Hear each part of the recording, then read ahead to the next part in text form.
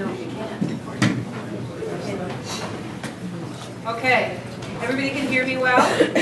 I don't have to yell anymore? Okay, so this afternoon we're going to take a lot of the background stuff that you learned this morning and put it into a program. And so we talk about these, excuse me, sustainable integrated parasite management. And what does that mean? So sustainable means that this actually will work for a long time.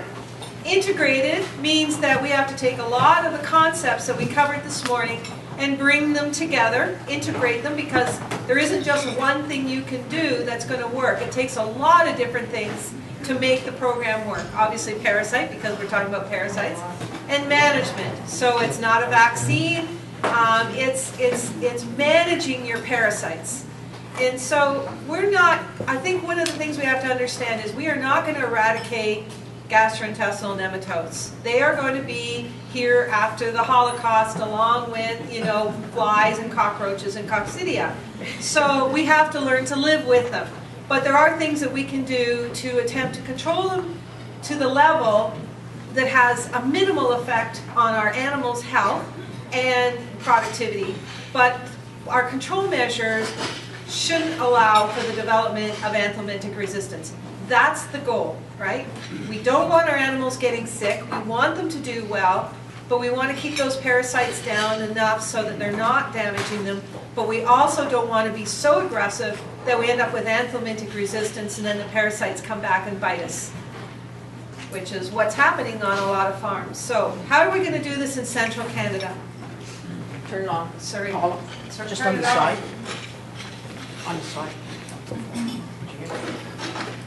Pushing buttons. Thank you. I didn't push that. Okay. So, of course, we have to have a fancy name. So we came up with this 5-star worm plan. And Anita came up with the name, and we're very grateful. And so when, at the end of the day, when you fill out your evaluation forms and you come to get your FAMACHA materials, you'll also get this lovely laminated one-sheet summary of what we're going to talk about all afternoon. So, and this is how we've divided the talk. So point 1, we're going to talk about managing pasture contamination. Point 2 is how to use anthelmintics appropriately. Point 3 is monitoring and treating animals selectively. Point 4 is the quarantine and treatment of new introductions to prevent anthelmintic resistance from coming onto the farm. And then point 5 is investigating treatment failure. So you're going to see some repetition, and as I always say to the vet students, repetition is good because you might remember something at the end of the day. And so there's lots and lots of more in-depth information in your handbook and appendices to help you collect fecal samples and things like that. And then we have the one-pager that you put up in the barn or maybe, you know, in the kitchen, so every time you wash dishes you can read it. And hopefully this will help you to control parasites and keep your animals healthy. So first off, we're going to have, and that's cheap, that's in the Isle of Jersey a couple of years ago, not New Jersey, but Jersey. And so Anita's going to start with point 1 and talking about managing the level of pasture contamination.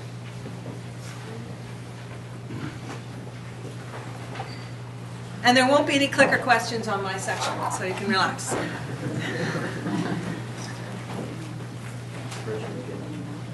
Thanks, Paula. Yes, so pasture, right, is one of the key components, and hopefully I can remember how to use this clicker. So again, some of my first slides are going to be a review of this morning to hammer home a few points before we really start talking about the pasture and pasture management.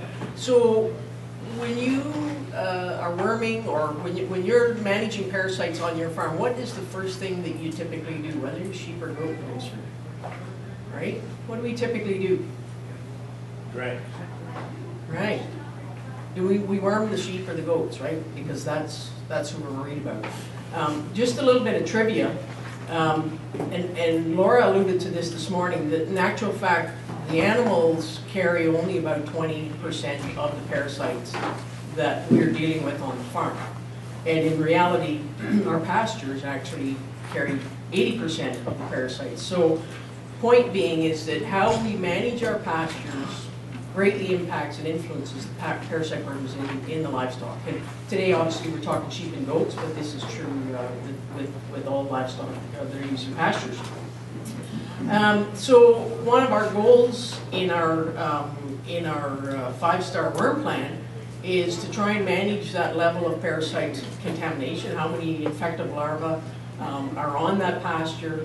And so one of those points will be looking at minimizing the contamination of pasture with worm eggs. How many worm eggs are being shed on there, not just at any one time, but the build-up over the season in terms of total contamination with those infected larvae.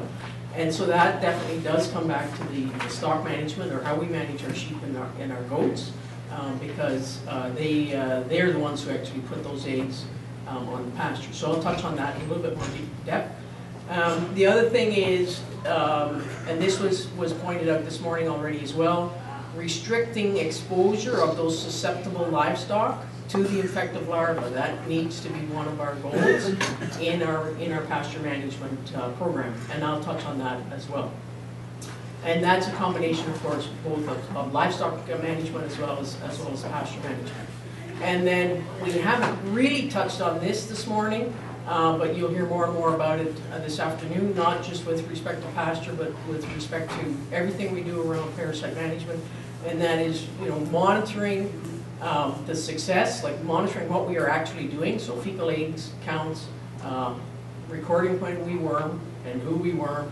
And the point I'm going to make today is also tying that back into pasture management, recording where livestock are on the various pastures, when they come back into those pastures, because that helps you determine which pastures maybe you want to avoid at certain times. So those are basically the three areas that I'm going to focus on in my presentation.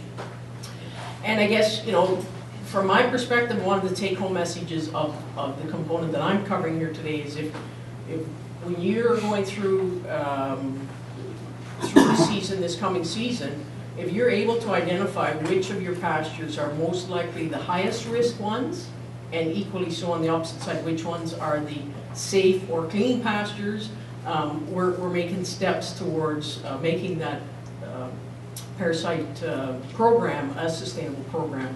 And as Paula said, this is just one of the 5 points that we will be covering today.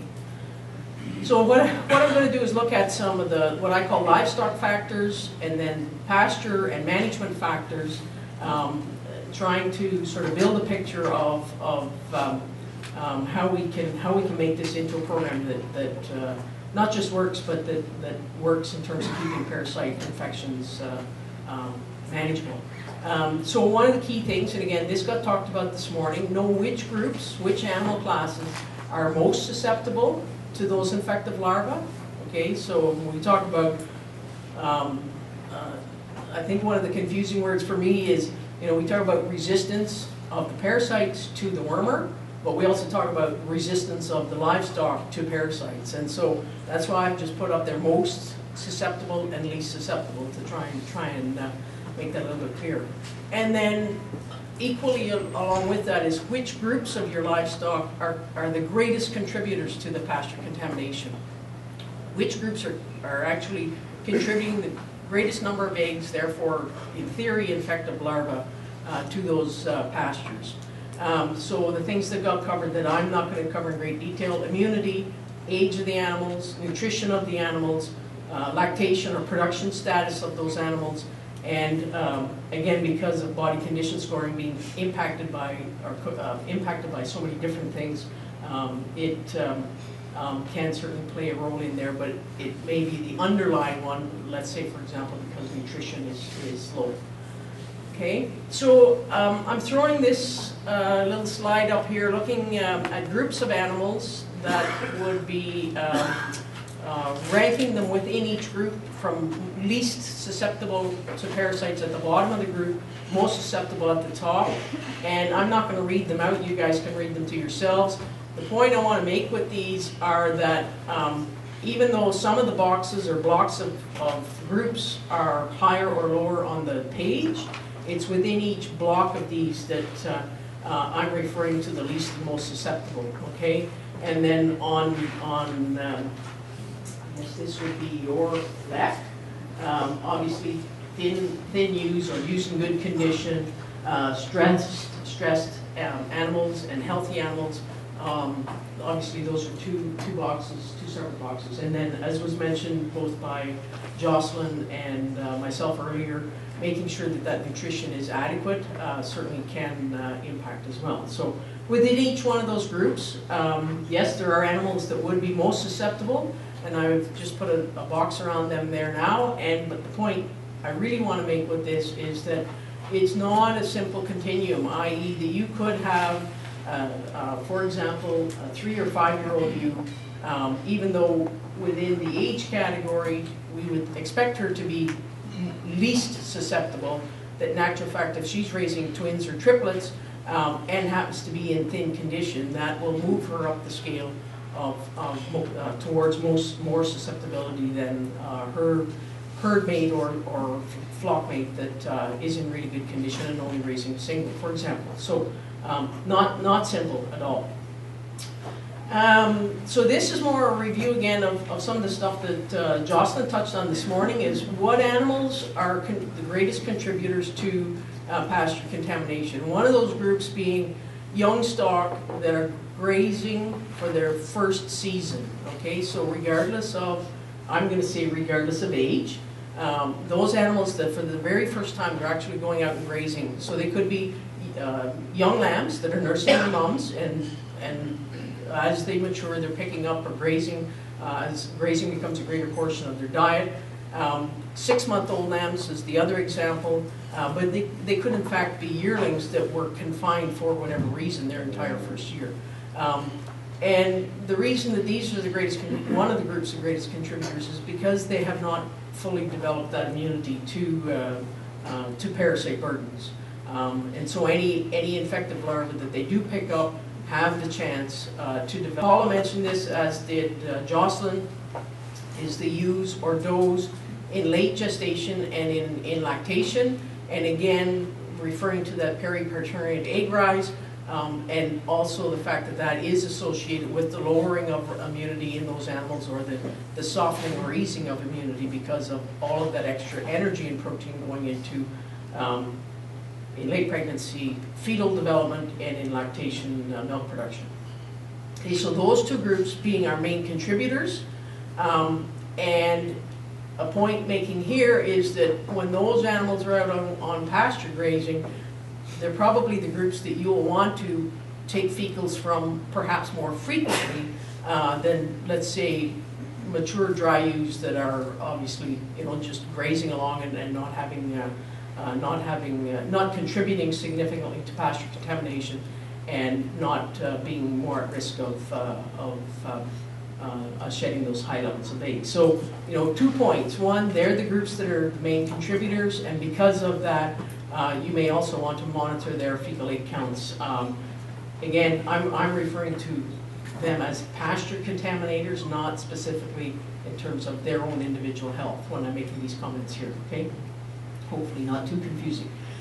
You've seen this slide this morning from Jocelyn, and again, this is more just a refresher that in that early part of the season, your mature ewes, mature animals that are out there, yes, they're shedding higher numbers of eggs, but their immunity strengthens after lactation. Then the actual contribution they're making to the pastures are lower here. Okay, so if we look at pasture infectivity, it would have peaked as that ewe is developing immunity and then dropping off. Again, the weather factor here in terms of dry weather, knocking those infective larvae down to either they're sitting still, or that they're not developing to the next infective stage, or the ewes are also shedding fewer at that time. But if there are young lambs, first season grazers out there, the peak of egg laying and therefore pasture contamination is happening in the early part of the season, compared to the later part of the season. So just a refresher on that as well. And again, because of that, is knowing your own individual farm's pasture seasonal changes in contamination. And you know, we'll come back to this a couple of times in terms of, yes, we'll take fecal aid counts on animals in terms of their own health or the health of the flock, but we can also use that to identify pastures that should be avoided at certain times, or identified as pastures that are low infected. The other one I'm not going to dwell a whole lot on, but it is important, and there's quite a bit of information in your booklets as well, is I think as livestock producers getting a better understanding of that, what is considered the free living stage, so the eggs laid on the pasture, right? And I think Andrew had this up earlier, or a slide similar, developing into them L1s and L2s, developing into the L3 or the infective stage on pasture, getting a better understanding of those stages, because yes, the eggs are out there, but if a sheep eats them, they're not infected with a worm, right? It doesn't develop into a mature worm. Same would be true with those L1s and L2s, but it's the fact that they develop into that L3 and that the L3 is an infective stage. I think we need to have a little bit better understanding of that in terms of managing our pastures with respect to parasites. So looking at pasture, then shifting from the animal components to the actual pasture components, and I mentioned this already, if you're able to identify which pastures are most contaminated and least contaminated, we're getting partway to having a sustainable program, and maybe not a wreck in terms of animal health and animal productivity. And then this is where I'm going to throw in the human factor, and that is what practices that we do as livestock producers that actually increase the contamination on the pastures. And other than saying that right now, I'll leave it to a couple of slides later on.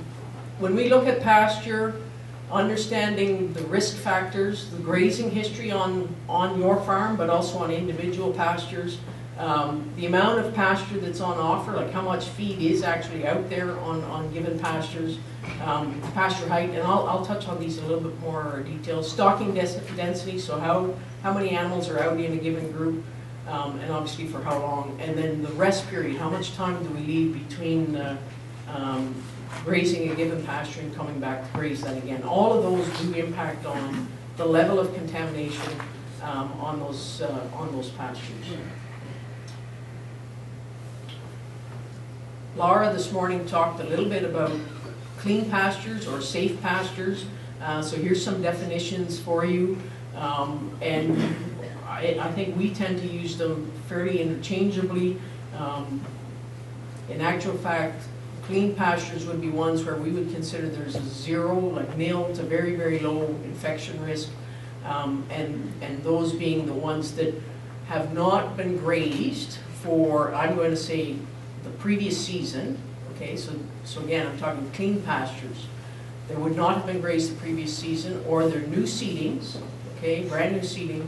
It's an annual crop, so the ground has been tilled up before that crop has been planted. And so because of that, including things like if you're grazing grain stubbles, if you're grazing cornfields after the grain has been taken off, they would be considered clean pastures because there's been no livestock grazing them, no sheep or goats grazing them for basically a full grazing season, right?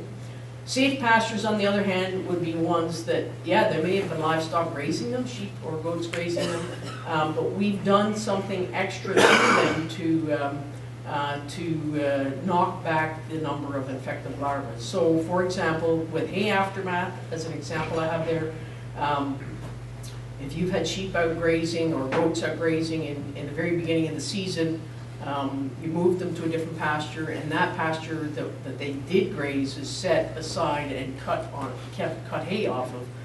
When the regrowth comes back, I mean, there's going to be very, very, very low infection rates or very low parasite infection levels on that regrowth hay aftermath. So that would be considered a safe pasture. Pastures also that are grazed by livestock, and I think this not goats bit did get covered a couple of times this morning, that goats and sheep share the same parasites. So if goats have grazed a pasture, then if sheep are coming into that pasture, it would not be considered a safe pasture. So just as I say, refreshing some of those points for the rest of this morning's presentation. The point about both clean grazing and safe pastures are that these would be pastures that we would want to hold back for those most susceptible groups. So lambs that are in their first grazing season, let's say we wean a group of ewes and lambs, and those lambs are going on to grazing. If we can put them onto clean or safe pasture, it means that they are not going to pick up an infection as rapidly as if they have to go back onto pasture that's been grazed already in that season. Okay, so in the ideal world, we would hold, if we have these types of pastures, clean or safe, we would hold them for the most susceptible groups. So getting to my talk, and you need to flag me whenever I need. So I've shifted these slides around a little bit from how I presented them in Floridale, because I think, well, I'll tell you why. Is the first couple of slides that I've used in Floridale, you'll see them at the end, because I think I turned too many people's brains off by putting out what was not too practical, mostly as points of trying to get that out on the table. So I'm leaving it till the end today. But the majority of producers do tend to use some form of pasture rotation throughout the grazing season, and I guess just as a refresher on pasture rotation, the biggest goal, if all we're worried about is maximizing use of pastures and not worried about parasites, one of the goals there would be is, we put as many sheep in or as many goats into a given pasture at any one time, get that feed grazed down, and then get those animals out of there, move them to another piece of property, another pasture, and let that grow back, so that when they come back in again, it's high protein, high energy, like high quality feed. And so on a very intensive rotation program, we would look at something that we see in the bottom here, right? And this one, I threw these two red lines on, but if you look at this black box and then the next one, that's roughly, it's still a fairly slow rotation of about 28, well, probably 35 days looking at those ticks there. But in the early part of the season, in the early growing season, some of those rotations are actually even faster than that, right? Like when the pasture is growing really, really rapidly, we could be rotating every 21 days, maybe even every 18 days.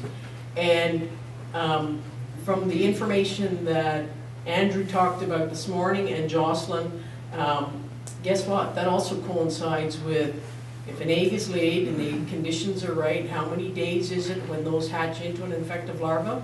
Depends on which parasites we're talking about, right? But I think it was, help me here, 5 to 7 ideally in Homunculus, and 14 to 21 for the other two. So those coincide very well with what our ideal rotations would be on a pasture management program. So in actual facts, there will be times when we're putting sheep back into, or goats back into a pasture, when those third stage infective larvae are just nicely getting to the point where they want a livestock animal to be inside to develop or finish their life cycle. So we need to understand that and somehow factor it into our grazing management. And one of those could be is again, depending on whether we're grazing mature animals that are dry and not nursing young, or the lactating ewes. Sorry, let's just deal with the dry ones first. We could go on a longer rotation because pasture quality maybe isn't nearly as important. That their nutritional needs could be covered quite well on what we would consider lower quality pasture. One of the advantages of a longer, slower rotation like we see up here is, some of those infective larvae would have the chance to die off. But we're trading off pasture quality when we do that. And again, that has to be balanced on every individual farm. to make that work well, and there's going to be times when it doesn't work very well. The other point on this one, of course, is we will be wasting quite a lot of feed, wasting it. It's still on the field, so it's actually being used as a soil nutrient, if you want to call it that, as that breaks down and rots down and goes back into the soil. So we consider it waste on one level, but in actual fact, probably not as wasteful as we tend to think about it. Okay. The other thing, and again, Jocelyn covered this morning, is that with the infective larvae, when they are at that L3 stage, under ideal conditions, they can actually last longer. They can stay on those fields in that infective stage for quite a long time. And you know, the automatic question that comes to my mind was, how long? Like, you know, if we leave a pasture long enough, can we actually have the majority of them killed off? We don't have good data here in Canada on that. There is some data in New Zealand, but again, their grazing conditions and environmental conditions are very different than that.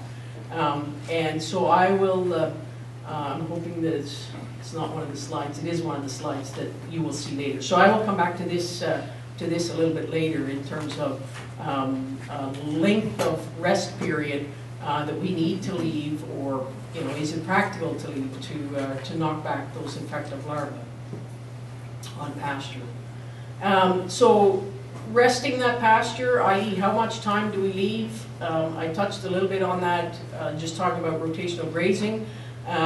But so if we look at our pastures and are saying, you know, okay, we know these pastures are relatively safe and relatively clean. Maybe we don't need to, maybe we just need to follow a regular rotation time frame on them. But if we know that there are some individual pastures that are heavily contaminated with infective larvae, or theoretically infected with, theoretically contaminated at a high level, then, you know, can we justify leaving them longer to have those infective larvae develop, sort of starve themselves out under the weather conditions, so that when we do come back in here, the infection rates are lower, or contamination rates are lower. Some of the points, some of the things, Jocelyn mentioned these this morning, we know temperature and humidity, right, are two of the big factors determining how quickly those eggs develop into infective larvae, and how long they can stay infective. For example, under really dry conditions, they die down much more rapidly than under humid conditions, or under cooler humid conditions. So under New Zealand conditions, I mentioned this earlier, they do have some work that shows if pastures are rested for longer than 3 months. So how many days is 3 months, right? 90 days. This most, for some people, it's half the grazing, more than half the grazing season.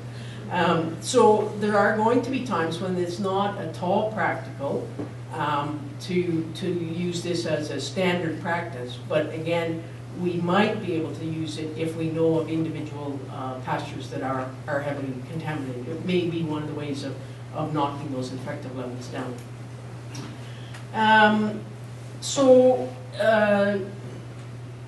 That's basically just if we're leaving it to regrow, and sheep or goats are the only animals on there. Some of the other options, of course, we can graze them with other livestock species, and of course, again, the reminder, not goats. And I would suggest too then, if we had a big flock of alpacas on our farm, we would also probably say not alpacas, right? I mentioned earlier, you know, we could theoretically, on some land, because where we live in Eastern Ontario, we have a little bit more land that's not 100% tillable, but certainly on some of our pastures, we could set them aside and cut them for hay, and that will help knock those infective larvae down quite considerably. And then on the other extreme is we could actually take them right out of pasture for a season, and so you either, you know, till it up, crop it with small grains or corn, or reseed it to pastures or to hay mixtures. And, you know, on a lot of farms that I've been on, certainly quite a few of them would be just, let's say, sheep grazing. There's no cropping going on whatsoever. And in some of the discussions we've had is, you know, do you end up having to become a mixed farm, i.e. getting back into some cropping practices to help with parasites, if parasites have become a very serious issue, and particularly if anthelmintic resistance has become part of the picture on your farm as well. Some other stock management examples or options that we could look at is young stock, and again, because they are the ones that are most susceptible, do we graze them ahead of older stock on those safe pastures so they get the first chance to go through, and we use more mature animals who have a strong immunity to the parasites to come in on that next grazing and basically use them as, I don't want to say vacuum cleaner, but an aardvark of some sort to take out the infected larvae that are there, so that when it regrows again, perhaps you could use it for young stock on that third grazing. I already mentioned the one of grazing other species besides goats or camelids. So along with point number 1, point 3 there being the exact opposite, that we do use mature animals or immune animals to prepare that pastures for young stock. So grazing a heavily contaminated pasture with mature dry ewes as an example to take a big burden of those infected L3s off the pasture.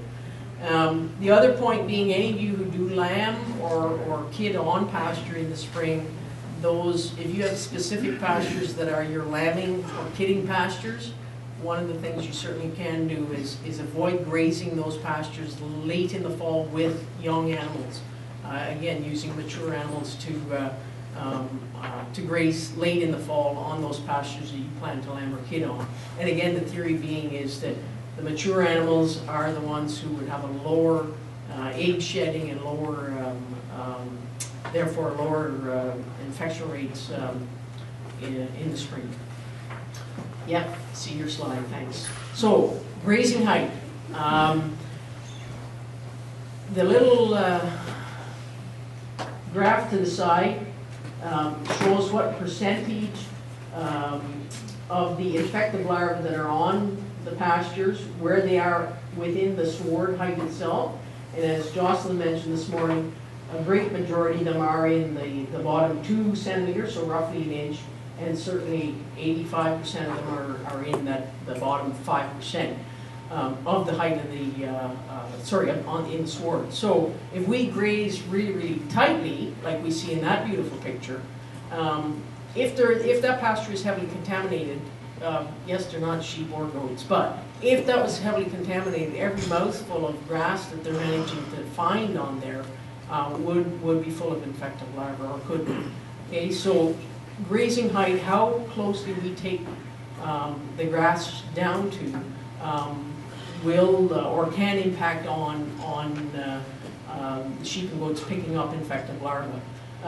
So, you know, the opposite of that, and I'm going to go backwards, is maybe only grazing the top portion of the pasture. The negative of that, of course, is our quality of pasture on the next grazing will be affected negatively, right? And may not always be a luxury to have that much grass to leave the sward heights considerably higher.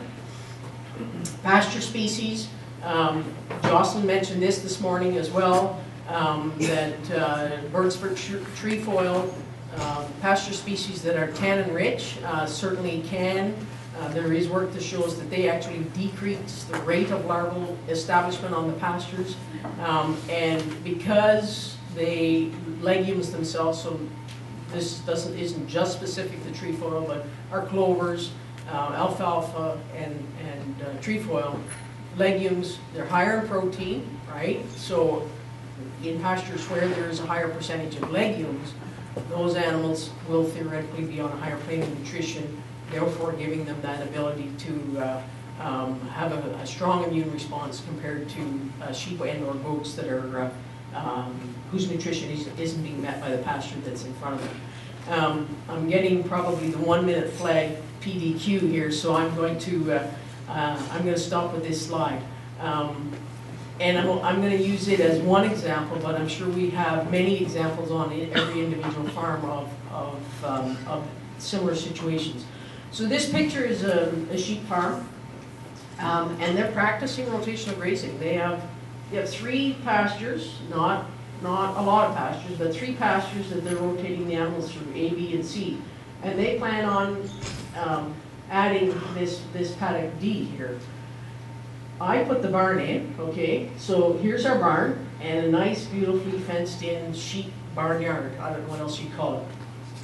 The problem with this operation is that because they're having disease problems with predators, right, we heard that this morning, predators being a disease, that they're allowing those sheep, when they're out here grazing, they're allowing them to come back to the barn, okay? So, grazing A, come back to the barn. Close off A, we graze B, they come back to the barn.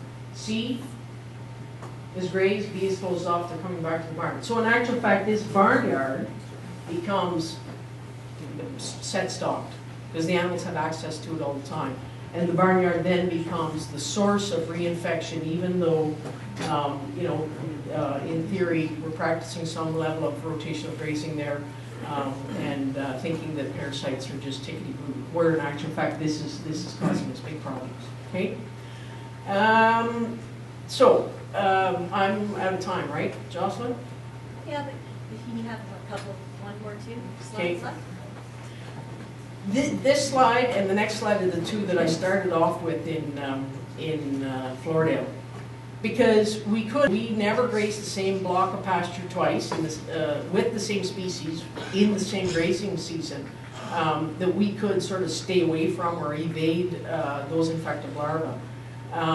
And I put some points there that would be ones that if you were actually going to do this or had the space to do this, then those would be some of the things that you do is not stay in a spot any longer than 3 or 4 days, preferably moving more frequently. The problem is it's just not practical for most farms, most sheep or goat farms, unless we have just a tiny handful of animals and lots of acreages to let those animals graze through. Okay? Where it is possible is on farms where it's sheep / goats and cash crop farming, because we've got pasture, we've got hay fields we can graze after the hay's been cut, we've got crop stubble, and we could, in theory, have annual pastures in there.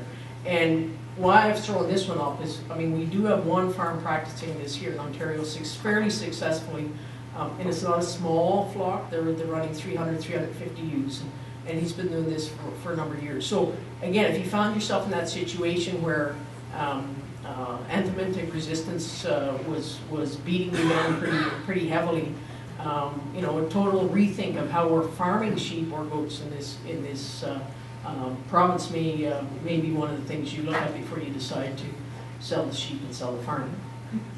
The other thing is never graze comes up sometimes, right? And Jocelyn alluded to this a little bit this morning, but is that when we say we have our livestock in confinement, do we truly have them in confinement? If they have access to outside yards, like we see on this picture, and this was actually going to be that side was actually going to be the sheep holding area. If there's any ability for grass to grow at all, even though the sheep or goats are keeping it clumped right down to the ground, if those sheep or goats are shedding eggs in their manure, then they are being exposed to infective larvae at some point, right? So ask yourself, is your definition of confinement truly confinement? And then, of course, along with never grazing is, for some farms, is it actually economical or cost effective to do that? I will stop here, Jocelyn, and I'm going to, you go ahead and ask. I'm going to be over there, but I will come back and answer your question. Right. In that diagram where the sheep all came back into the barnyard, if that barnyard is all, there's no grass at all in that barnyard? Are they still picking up infection in there? And, how? So your question was in the diagram I had up of the barnyard, if the barnyard had no grass, so what does that mean? Can grass actually grow? No, it's gravel. The whole. It's gravel. Where they're switching out of the pasture into that Yeah. confined area at night. Yep, There's only gravel. yep. Is that safe? It's safer, right? But I mean, you know, the users still bringing manure back and dumping it in that barnyard. So, you know, is your water bowl cleaned out regularly? I no sheep pellets in it. Like, I would say yes, it's safer, but it still would be worth going around and reevaluating with a fine tooth comb. Is it in actual fact covering things off? Okay. Would it help to harrow the pasture after you take them out on a rotation basis? So the question was, would it help to harrow pasture after they've come out of that pasture? So we're trying to break down manure, put it pellets. I had a slide in here in Floridale and actually took it out for today, but is anything we can do to expose manure to breaking down quickly will certainly help have those eggs come out of the manure and the L1s and L2s, right? And from that stage they develop to the L3s. So if what we're doing, you know, gets more sunlight down to the ground, yes, it could help, but you have to be sort of balance off, you know, the cost of you harrowing, and does it truly knock back the L3s enough to balance that off? But I know I didn't answer that really well, but it can help, but not as much as we tend to think. Dave? My question relates to annuals, particularly brassicas. Yes. And sorghum again. I understand that the straight pasture going in, but by the time you've made your third pass, to what degree is that not? Excellent question. So the question was, we're planting some annual pasture, but it's going to be like turnips or kale or whatever. Great. Yeah, or rape. And we're not only grazing it once. We go in and we graze it, maybe the top's off, and let it regrow. And sorghum sedan. And sorghum sedan. And we let it regrow, we graze it again, and then we let it regrow, and then if it's turnips, we're going to eat the bulbs down as well. Yes, if the user's shedding eggs while they're in there, right, the first time, there will be L3s in the pasture the second time. What would be, and I'm going to ask Andrew to comment on what I'm going to say, but is, you know, let's use turnips as an example. I don't know how well infective larvae can crawl up a turnip stalk. Is that I don't know, or no they can't? They don't establish on non-grass species. So that would answer for sorghum sedan as well then. Okay? They don't establish well.